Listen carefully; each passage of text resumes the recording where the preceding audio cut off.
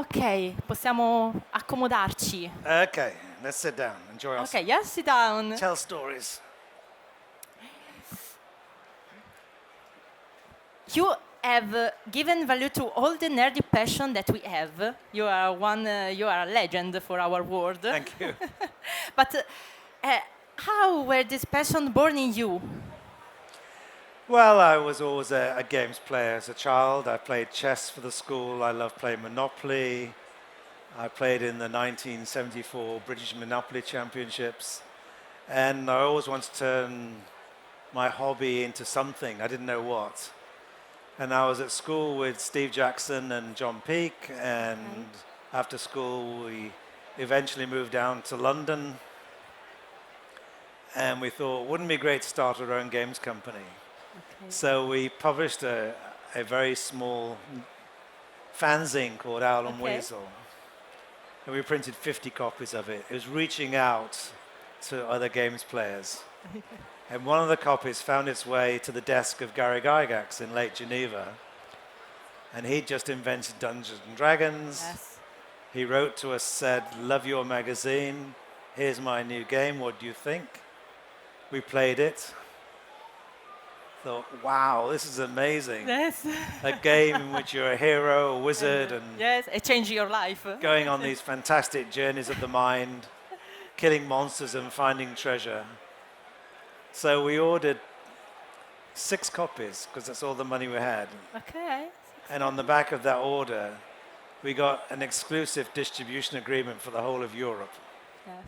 And that was the birth of Games Workshop, from a very humble beginning in a flat in Shepherd's Bush, and we were able to have what became a lifelong career in games. Ok. Chiaramente la traduzione non sarà simultanea proprio per cercare di velocizzare un po' le cose, però chiaramente erano giocatori, lui e Steve Jackson, e soprattutto il nodo gordiano è stato quando è uscito D&D, Dungeons and Dragons, di cui loro come Games Workshop sono stati tra i primi portatori in Europa, quindi loro sono stati tra i primi a credere nel progetto di Gygax e Arneson. And there is a beautiful photo that I absolutely love of you and Steve Jackson standing in front of Games Workshop, holding the Dungeons and Dragons banner. And yes, here. Yeah, This, beautiful. this. I used to have hair. And you both look at young, full of dreams, and I imagine some of them came true. But what were you thinking in that moment? When you bring Dungeons and Dragons in Europe and you have the possibility of create the Games Workshop and Warhammer and Well, we were young and we were excited. We were living the dream.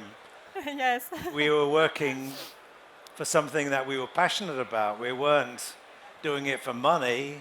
You could have a career to do that, but not be happy. And we were happy as possibly Young and be. happy. The most Yeah, beautiful and thing it's, that you can we were make. games makers, and our career was in games. Yes. What's not to like? Ok. Loro praticamente erano giovani e sognatori e probabilmente erano al posto giusto al momento giusto e hanno creduto nel loro progetto e sono riusciti a creare questa realtà editoriale importantissima e meravigliosa che è la Games Workshop, che ci ha regalato tanto. How Warhammer born? Sorry? How Warhammer, the setting of Warhammer, Warhammer. was born? Well, we had this distribution agreement for 3 years Ok. with Gary Gygax. At the end of the 3-year period, in 1978, he came to the UK and said he wanted to merge his company, TSR, Ok. with Games Workshop. And Steve and I were very independent, young Brits, and we said no Ok. to the merger. We didn't want to lose control of our business, and we also didn't want to spend half our lives in Wisconsin in the United Okay. States. Yes. For the Gen Con? Yes. yeah, okay. To live there for 6 months a year, we Yes, didn't want to yes. do that. So we said no, and we suddenly realized how vulnerable we are. We had no longer control of Dungeons and Dragons. We remained the biggest distributor, Okay. but it was not ours alone. So we started developing our own games, board games like Talisman Yes. and Okay. Apocalypse. But by that time, we'd also had our own miniatures factory, Citadel Miniatures, in Nottingham. And Brian Ansell, who is the MD of Citadel, said, we need a set of rules that sells lots of miniatures, because with Dungeons and Dragons, we only sell, one giant rat Yes. or one wizard. We want to have regiments. Okay. So it was his idea to develop these rules. And at first they were going to be a giveaway with the mail orders. But it gained momentum, and he brought in two people, Rick Priestley and Richard Halliwell, to expand it into what became the box game of Warhammer Fantasy Battle, Okay. which was released in 1983. Okay. Warhammer Fantasy is the first that you made after arrived the Imperium of Mankind, the 40K, 40K. 40K. Thank you. Yeah. But first it was Fantasy. 40K arrives. Warhammer after. Fantasy Battle was the first Okay. one, then Warhammer Fantasy Roleplay, Okay. and finally Warhammer 40K Okay. with the new universe Okay. of high fantasy and science fiction And Grimdark. Space Marines. Okay. There is only war in the Grimdark future. Yeah, war, and more war, yes. Allora, nasce prima Warhammer Fantasy rispetto al 40K, quindi c'è stato prima Warhammer Fantasy Battle, poi Warhammer Fantasy Roleplay, e poi è arrivato il 40° millennio, quindi questo futuro un po' più grimdark che ha permesso loro di avere due setting molto importanti, ovvero quello più futuristico ambientato, ecco, nel 40° millennio, e quello più fantasy, e tutto questo dopo che effettivamente c'è stato il grande exploit di Dungeons and Dragons, quindi dopo che comunque avevano collaborato con Gygax, erano stati alla Gen Con insieme e quant'altro, quindi insomma è stato a cascata, come sempre D&D, di cui è uno dei protagonisti di questa edizione di Lucca Comics, come vedete è stato foriero anche di tantissime altre realtà editoriali ludiche con cui siamo cresciuti e che amiamo. But what did you feel when you went from playing with knights to becoming a real knight, because you are a sir?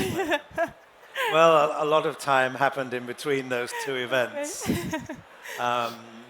The whole journey was from Games Workshop, but Steve Ajay and we sold the company in 1991.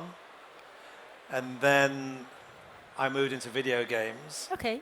And started a company called Eidos, which we floated on the London Stock Exchange, launched Lara Croft Tomb Raider, Hitman and Deus Ex, and built up a very large video games company.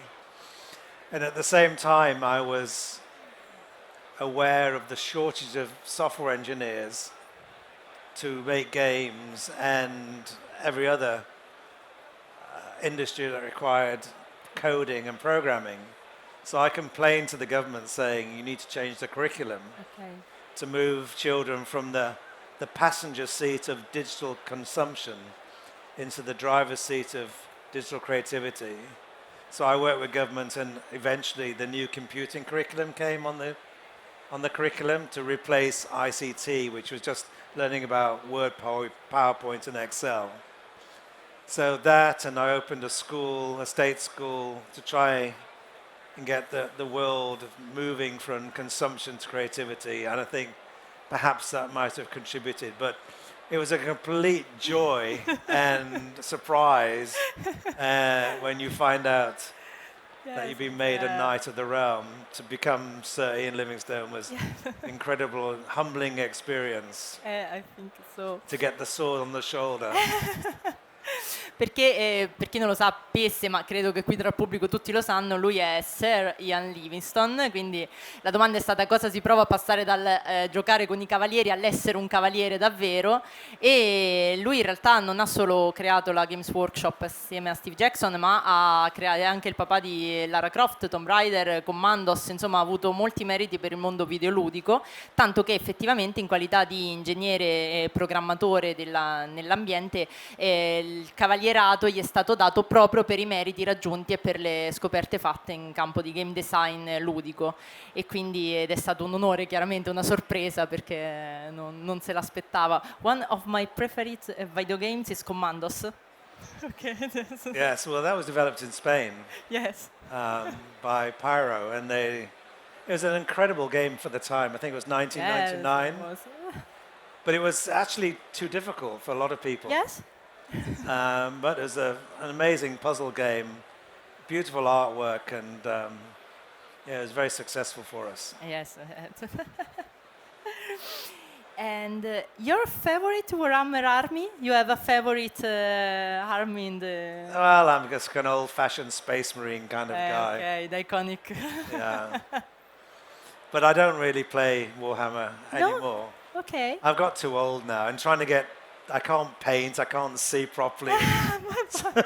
So It's a surprise. we play board games all the time. I have 1,600 board games at home. Okay. And we've been playing with the same group since the 1980s. Ok. And we enjoy that.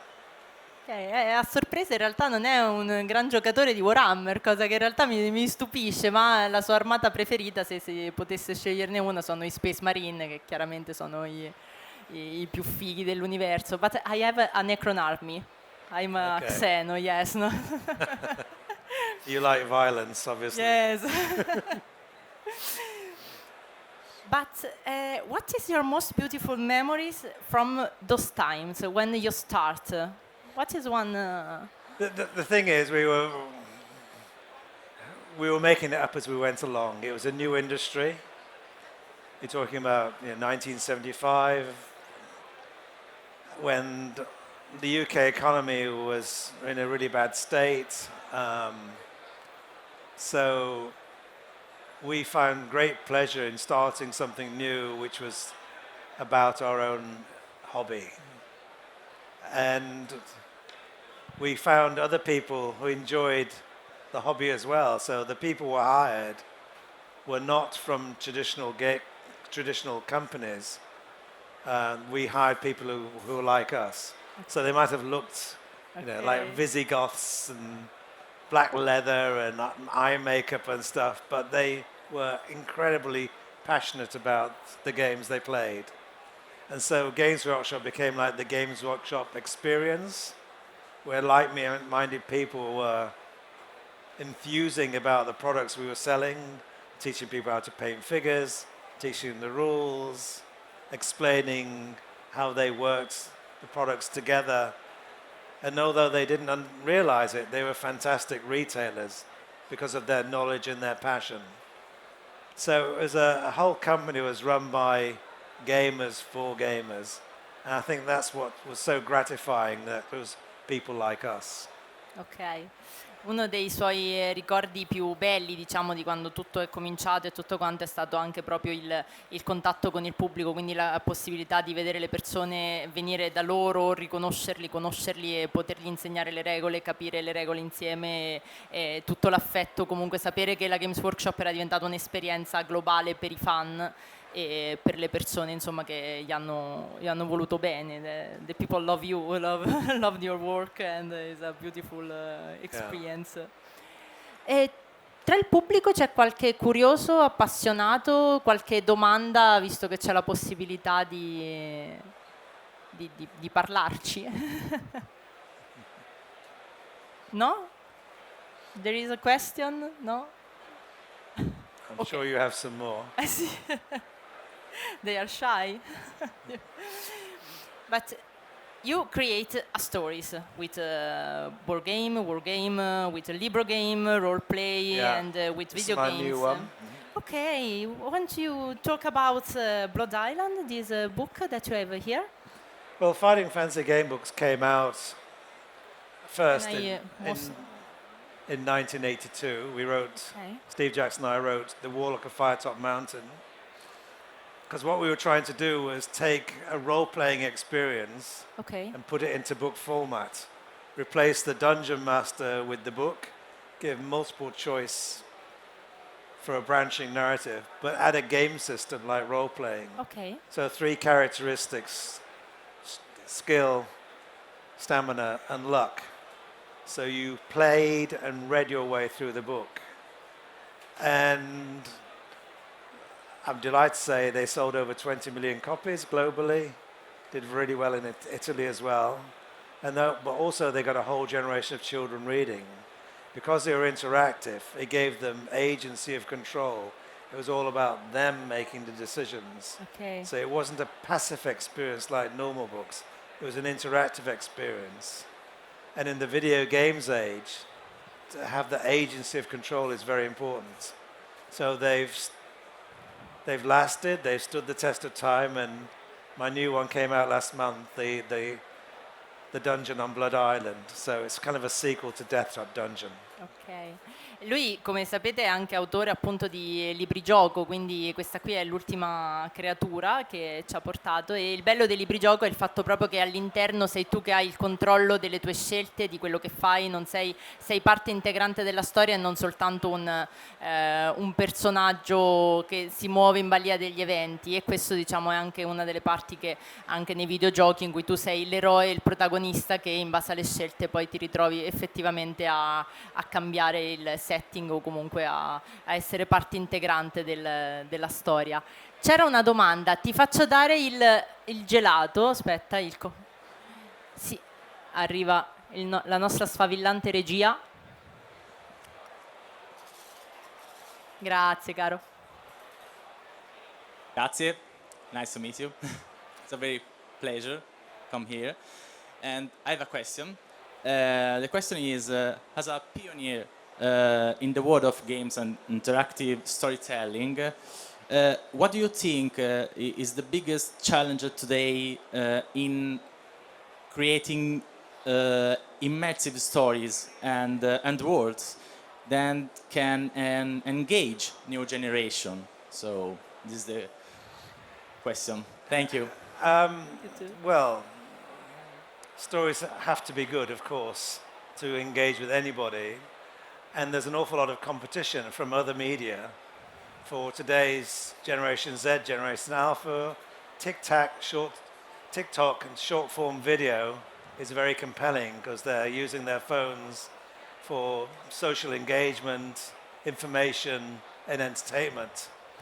So for games to compete and for film to compete, it has to be thoroughly engaging. So you have to have great stories, great gameplay, and technology and graphics that supports those experiences in a way that competes for the imagination with short form video and other forms of entertainment that you get through your mobile phone. So it's not easy today because there are so many games being put out there, so many other types of entertainment through digital. But if it's good enough, it will find a way. Yes, Yeah. it's the power of the stories that Yeah. do you still does it still have the potential to change the world, if you think the stories tell the stories Do I enjoy it? yes. Well, the key is never to grow up. You know, I'm still a child in my heart. And that if I ever thought I was an adult, I'd probably stop. But children have great energy, they have great imaginations, they have a desire for wonder. And so if you can retain that, you'll still be able to create compelling storytelling. Il potere delle storie, di raccontare le storie, i bambini sono importanti perché hanno il potere dell'immaginazione, che è un qualcosa comunque che dovremmo conservare e portarci dietro, perché effettivamente la domanda verteva sul fatto che se le storie possono cambiare il mondo, effettivamente sì, il potere di creare, di avere l'immaginazione, di rimanere forse anche un po' bambini, ecco. The kids are the future. We need to learn, remain kids for the. Yeah. We have to learn from the children. Yes, it's true. What's the things that you prefer made? War game, role play, libro game, or video games? All of them. Oh. Yeah, I mean, play is natural. When we arrive in this world, we play naturally. We learn through play. We engage with other people through play. And it's the most basic form of learning that exists. And we used to think that at a certain age you have to stop playing. Okay. I think you should never stop playing. You're never too young to start. and you're never too old to stop. So play in whatever format has value. Different media, but same passion, same love. Yeah.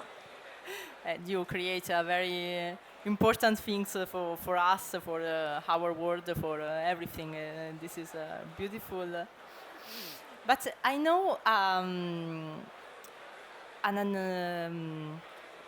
don't know if it's true, but when you start with Jackson, you stay in a home, in a flat, and you receive many call for Dungeons and Dragons. Yes. Yes, and the host that don't know that Games Workshop was here received this call, but what do you want?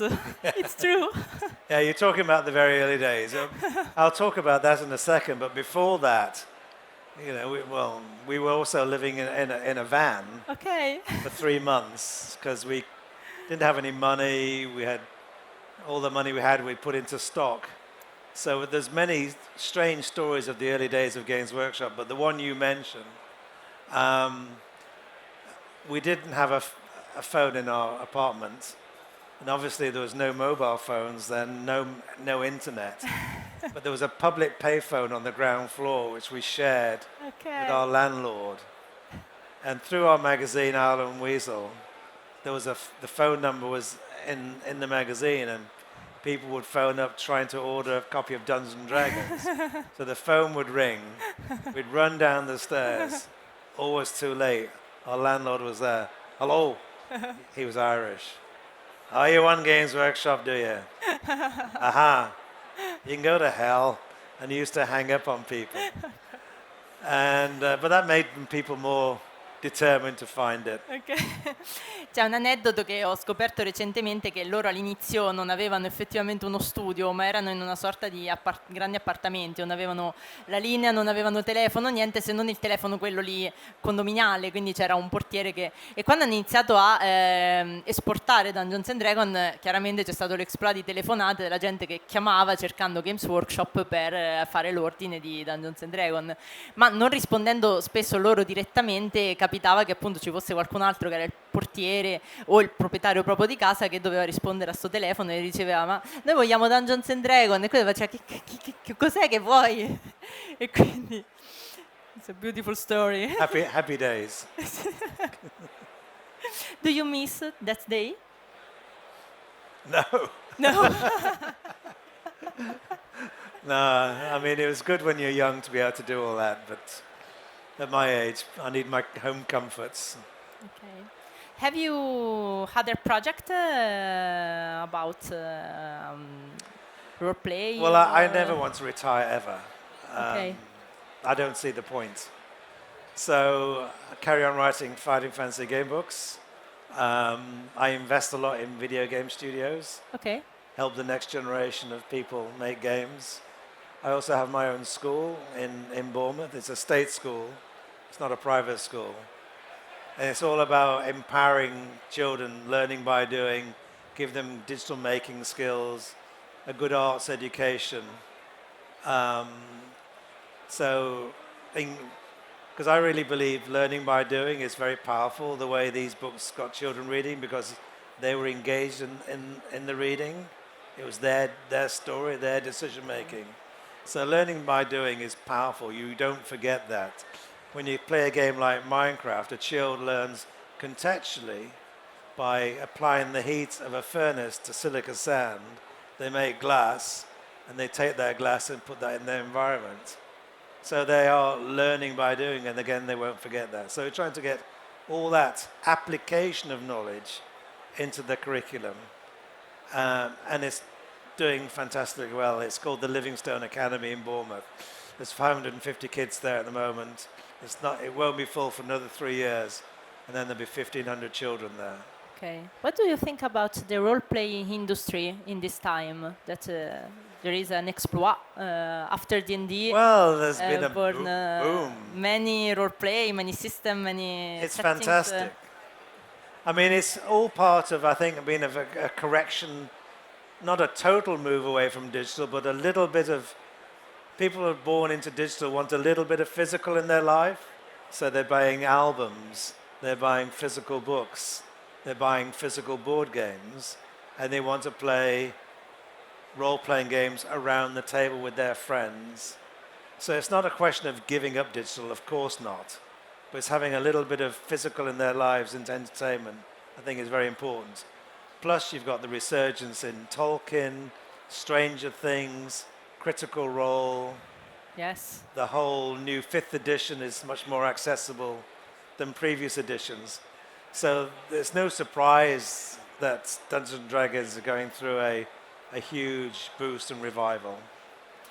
E in sostanza che cosa pensa dell'evoluzione del gioco di ruolo ad oggi? E effettivamente cita dei media che hanno fatto molto per il gioco di ruolo e per l'apertura a pubblico anche giovane, persone che magari non avevano mai giocato, ma vedendo i loro idoli come Critical Role, come Stranger Things, effettivamente poi si avvicinano a questo mondo, e anche un grazie alla quinta edizione che ha riavvicinato molti giocatori che si erano un po' persi dopo la 3.5, insomma è diventata un'edizione molto più fluida, molto più snella e molto più narrativa, quindi che è stata di supporto per questo periodo che sta vedendo un rinascimento del gioco di ruolo in tutti i suoi aspetti e in tutte le sue forme. And the correlation about video games and role play, we can tell about Baldur's Gate 3, that was other media that was most important for role play. Do you think that could work together in the future? Well, I think Baldur's Gate 3 was an extraordinary success story and a big investment on behalf of the developers and publishers, but it was true to the original. It was authentic. It was very long to play, 100 hours maybe. Yes. But it was a very compelling experience. So I think role-playing can come in all formats, whether it's around a table with your friends or playing on a PC or on a console. It works. I don't think you should have I think it's best on any particular format. It's just you like different things at different times. I mean, Gary Gygax always used to say that he preferred radio to television because the pictures were better. What he meant, of course, is that the imagination is more powerful than the prescribed view of something through being transmitted on a TV or a video game. But I think everything works together. Sì, chiedevo se cosa pensava di questa sinergia tra giochi, videogiochi e gioco di ruolo, come abbiamo visto nel caso di Baldur's Gate 3, che è stato un altro grande momento topico per la vita dei giocatori di ruolo, perché effettivamente ha avvicinato, fatto scoprire ulteriormente, è stato un po' anche la beta test della nuova edizione della quinta, quindi e chiaramente mentre il teatro della mente rimane l'immaginazione, la cosa più bella comunque che ci possa essere, l'utilizzo anche di supporti come possono essere la TV, quindi ecco i media televisivi o i media videoludici, in realtà va tutto bene, tutto purché lavorino bene insieme e supportino questa realtà. And think about physical, what's happening here at Lucca. We've got the first exhibition of Dungeons and Dragons art, the physical art by the human touch. Yes. And it's an incredible exhibition.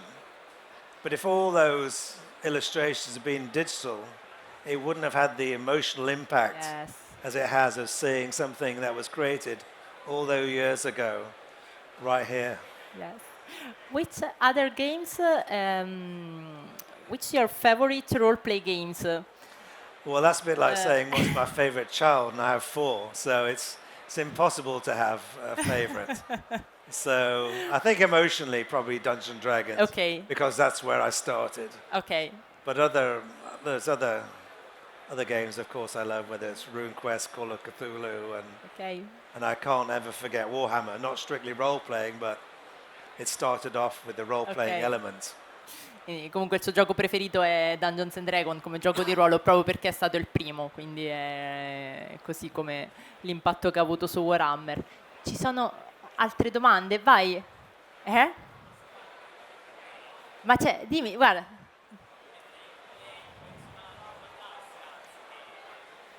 La classe preferita. Which is your favorite class in Dungeons and Dragons? My favorite? Class. Character. Amvar the Barbarian. He's about 70 years old now, but he's still pretty strong. Yeah. He's Me kind too. of more he has to use his cunning more than his strength these days. Yeah, he's a character I've had a long time. Okay, thank you. Ci sono anche altre domande tra il pubblico, così poi a breve avremo anche una premiazione qui sul palco, per cui stiamo in realtà aspettando che ci diano informazioni a riguardo. Qualche curiosità, aneddoto? Volete raccontare come avete iniziato voi, insomma, come avete conosciuto? Gentleman Grazie. there. Yes.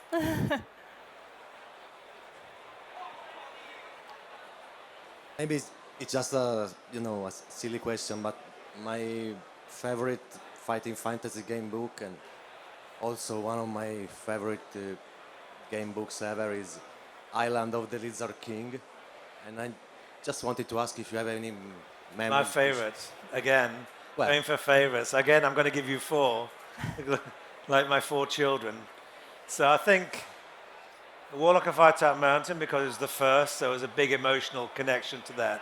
To see your book on the shelf in a bookshop for the first time it's an incredible feeling of pride and humility and joy. So Warlock, Death Trap Dungeon, City of Thieves, Forest of Doom, 4. And Isle of the Lizard King is kind of like top 10. I know it's just it's probably not the most famous but it's for me in my experience it was. But was it your first one? Island of the Lizard King? The first one you read? The first one I read by you is Forest of Doom, and the Okay. first fighting fantasy I read was the first fighting fantasy published in Italy, which is I don't know the name in English. La Rocca del Male. Anybody? Well, the one by Steve Jackson. I think it was the second. Citadel of Chaos. Citadel of Chaos. Yes. Yeah. Okay, yes. It was the first game book I read ever, and Yeah. the Forest of Doom was my second one. Yeah, But it was Warlock, Citadel of Chaos, then Forest of Doom. I don't know why, but in Italy, the first one was not published as the first one, as the first fighting fantasy game book here, and we didn't have many of them because Yeah. just I don't know, 15 about 15 game books for. Well, thank you. Thank you. Thank you. C'è qualcun altro? Where you find the inspiration for Warhammer setting? Sorry? Where you find the inspiration for the Warhammer setting? What was the book or film or? Well, I can't claim to be responsible for the setting because it was mainly done in Citadel Miniatures. Okay. It was Brian Ansell was original idea, Okay. and then Rick Priestley and Richard Halliwell added to that. But we all had our comments. We all tried to say you should have more of this and less of that. But I can't claim the original idea for that. Ok. L'ispirazione per Warhammer da dove è stata presa prevalentemente, ma lui di base non ha lavorato direttamente al setting quanto più magari al regolamento base, quindi e comunque chiaramente la letteratura, la cinematografia, i film hanno creato questo connubio di emozioni. Adesso non so quanti di voi giocano a Warhammer, quanti siete giocatori di Warhammer? Giocatori di Warhammer? Che esercito? Bretonia, I have the Green Knight. Everybody wants that. One of the most beautiful miniatures that Yeah. have you made. I can't paint. I'm hopeless at painting miniatures. Yes. I can write, but I can't paint. I can't draw. Ci provo, but I'm not a good painter, not. I have some beautiful miniatures at home, but I didn't paint them. Qualcun altro dei nuovi laggiù volete fare domande? Fai una domanda. Hai Serian Livingstone davanti, non ti ricapiterà un'altra volta? Aspetta, c'è il microfono, non so se l'hanno portato via. E niente, ti faccio lavorare oggi. Abbiamo trovato un nuovo galoppino.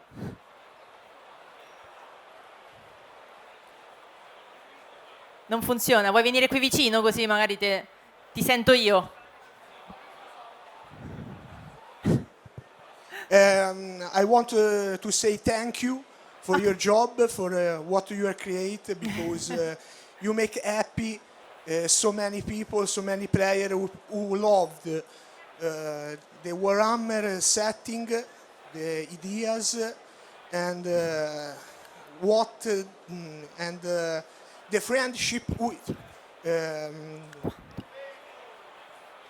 Thank you for. Thank you. Thank you. I mean, games bring people together in a very good way. And as I said earlier, play is natural and we all love playing, so let's just play together. And I'm delighted that Warhammer and Dungeons and Dragons has managed to bring people together for so many years. And then you beat them. Ok, c'è un'altra... Prego. Hi, Anne. Nice to meet Hello you. again. Hi, again. So it's, it's a very quick question. If I remember well, in the past, the real past, when the Games Workshop was a very early time, the miniatures of Games Workshop was done by Marauder sculptor, if I remember well. When you decided to change from a Marauders miniatures to eventually make from yourself or from the company the Games Workshop miniatures? Well, we were importing. And what is the business model behind? So I think that there is a paradigm change because Well, we started off importing miniatures from the United States, archive miniatures and Grenadier. But that was a very expensive, shipping, lengthy, waiting for sometimes months. And then import duty and taxes for bringing them in. It was not very efficient and not a very good business model. And we had a few people think about making, you mentioned Marauder, but Brian Ansell came knocking on our door in 1978 and said, I can be your solution to miniatures. And he was a partner in Asgard Miniatures at the time, up in Nottingham. And he'd noticed that we'd been buying from him lots of giant rats. And he said, why are you buying all these giant rats? And we said, it's for the role-playing gamers. So he said, well, I can make rats and a lot more figures for you.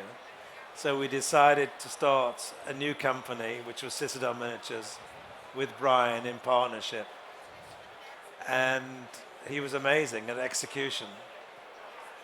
And really, that's how Warhammer ended up becoming what it is today, because when we lost our exclusivity for Dungeons and Dragons and we turned down the merger opportunity, it was Brian's idea to have a set of rules that sold lots of miniatures as regiments rather than one or two figures that you needed for role-playing games. So you needed one giant rat, one wizard, one of everything.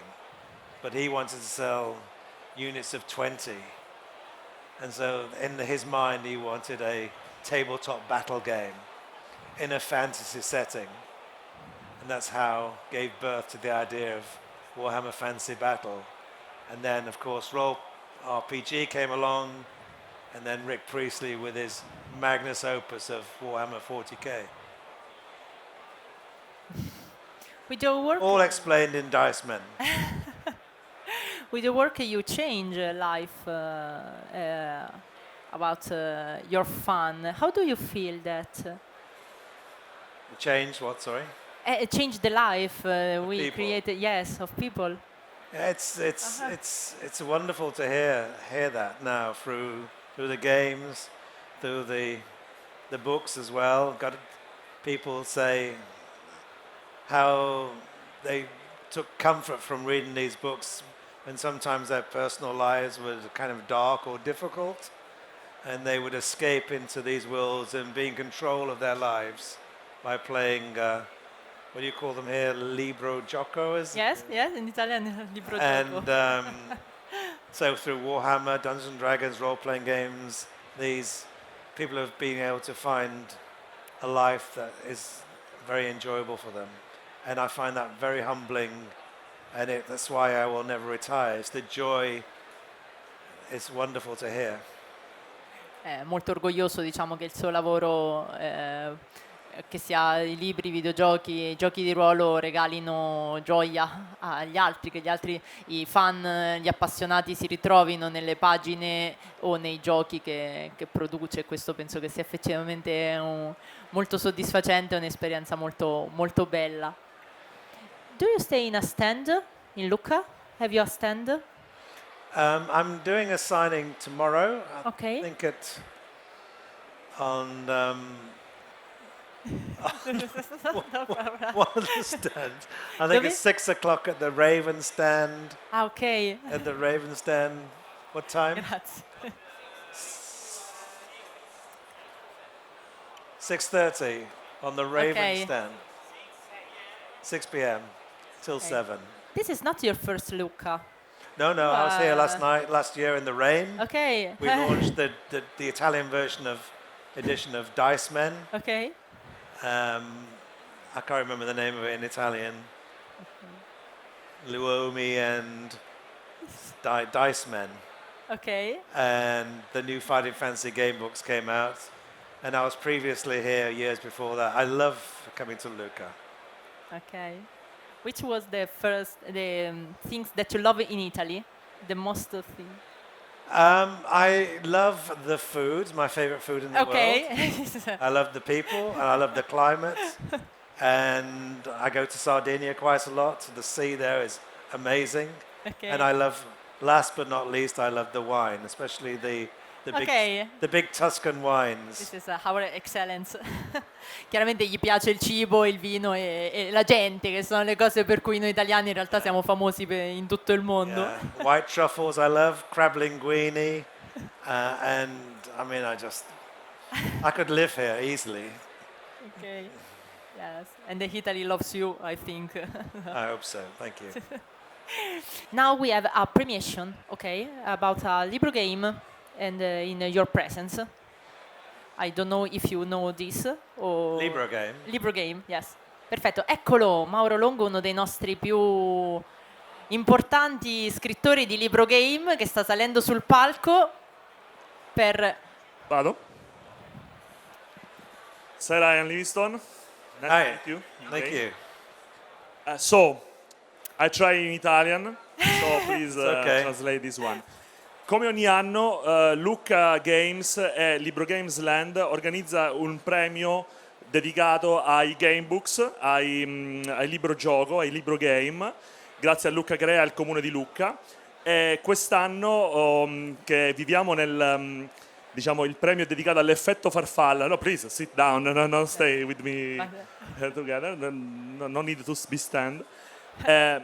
Il premio è dedicato all'effetto farfalla, the butterfly effect in gamebooks, and Ramen Distribution as your first one gamebook ha il primo libro gioco mai pubblicato nel mondo, che è di Ian Livingstone e Steve Jackson.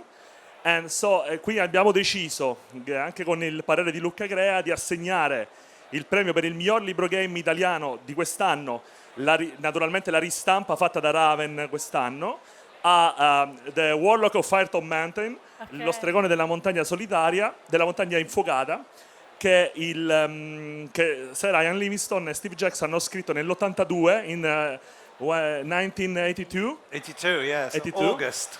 And ristampato da Raven Distribution quest'anno, quindi il premio per il Libro Game Book Award for Libro Game Book in translation, Italian translation, is for the Firetop, the Warlock of the Firetop Mountain, e quindi lo consegniamo adesso. Ok.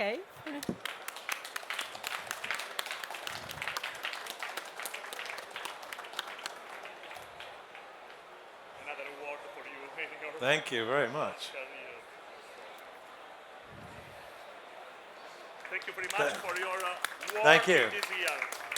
Wow, that's amazing. Thank you very much indeed. Hey, thank you. Thank you too. Because it's the butterfly effect. Yours is the first one in the history, and Yeah. now there are thousands of games. Yes, many. Thank you. Thank you very much indeed. Here's to the Warlock. Thank you, Sir Ian Livingstone, for Thank you. this interview. Thank you very much Very indeed. pleasure. Thanks again. Ok. Thank you very much. Un applauso